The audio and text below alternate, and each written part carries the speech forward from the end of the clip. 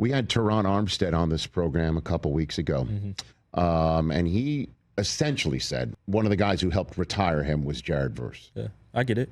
I would probably retire too if I went against him. I'm so serious. He just doesn't stop talking. There's people you meet that are talkers, and they talk all the time.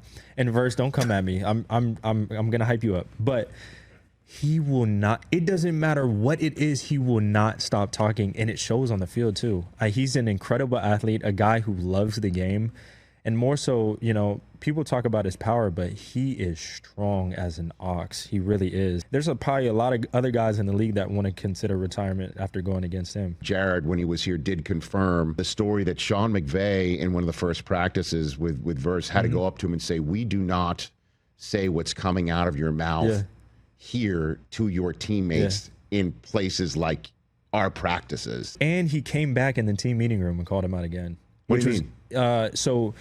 He addressed him on the field, and then we come back. We watch practice, and we get an understanding of kind of the do's and don'ts of practice, how to be a professional. And he mentioned what happened on the field with Jared again, Coach McVay did, and he said, I get where you're coming from in the sense that you want to have the tenacity, you want to have that fire, but at the same time, you have to realize that these are guys that are on our team.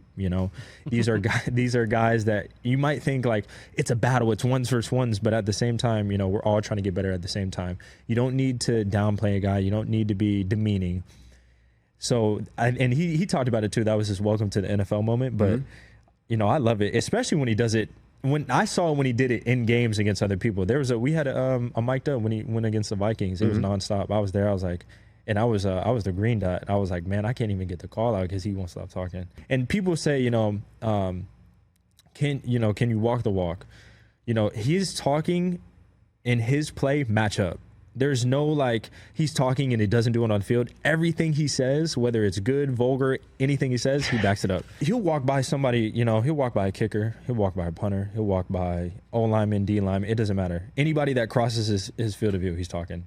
I think the biggest thing is he loves talking to offensive linemen because it's a mind game.